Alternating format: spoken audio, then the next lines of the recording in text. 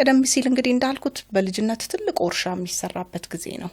በተለይ ደግሞ የወላጅ ጥበቃ የወላጅ ኃላፊነት የሚጠበቅበት ነው። ይሄ ማለት በጣም ትንንሽ የእጅ ትንንሽ የእግር ትንንሽ የጭንቅላት የሚኮላተፍ አንደበት ስላላቸው አይደለም ልጆቹን አድርጉ የሚለው ሳይንቲፊካሊ ሪሰርቾች የሚያሳዩን ጥናቶች የሚያሳዩን ሎጂካል ፓርት ኦፍ ዘ ብሬን የሚያስበው የሚያገናዝበው የሚያሰላስለው የአንጎል ክፍል ቀስ እያለ ነው ገና ዴቨሎፕመንቱን ገና አልጨረሰም።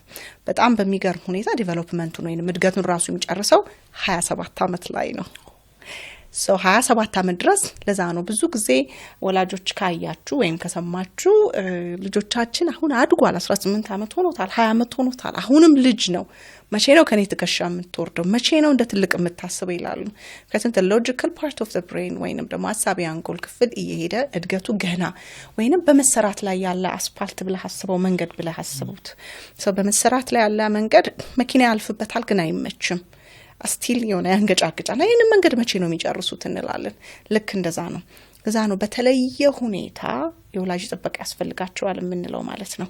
ስለዚህ ይሄ ማለት እንግዲህ the logical part ወይንም አሳቢ አንጎል ክፍል በጣም አክቲቭ ካልሆነ ስለዚህ በኢሞሽናል ወይንም ደግሞ ስሜታዊ አንጎል ክፍል ላይ ናቸው ብለን እናስብ ልጆች በአብዛኛውን ጊዜ። ስለዚህ ብዙ ነገር የሚያስቡት በስሜት ነው በማሰብ አይደለም በማሰላሰል አይደለም በሎጂክ አይደለም በምክንያት አይደለም።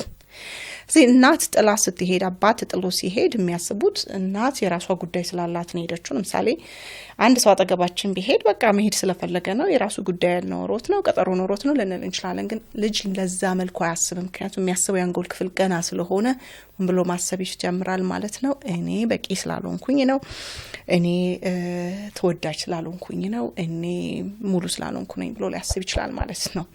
ከዚህ ጋር ተያይዞ በጣም አቢዩሲቭ ኢንቫይሮንመንት ውስጥ ስናድግ ወይም ትንሽ ከበድ ያለ አካባቢ ውስጥ ስናድግ አንደኛው ደግሞ በጣም እንደ ውሃ የሚጠማን ነገር ምንድነው ማበረታቻ ቃል ነው ማለት ነው። አንተ ትችላለህ አንተ ትችያለሽ ጎበዝ ነሽ በርቺ ምንም ማለት አይደለም ነገ በጣም የተሻለ ውጤት ታመጣለህ ነገ ጎበዝ ትሆኛለሽ የሚለው ቃል እንደቀላል ማየት የለብንም።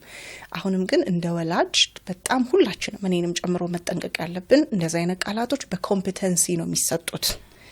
የሆነ ነገር ልጁ ሲያገኝና ሲያደርግ እንጂ ዝም ብሎ ከንቅርፉ ሲነቃ በጣም ጀግና ነው ምን ማለት በጣም አደገኛ ነው በዚህ አጋጣሚ። ምክንያቱም ለልጆቹ ሌላ ፎልስ ፐርሰፕሽን ወይንም ስለራሳቸው የተለያየ አመለካከት እንዲኖራቸው ያደርጋል።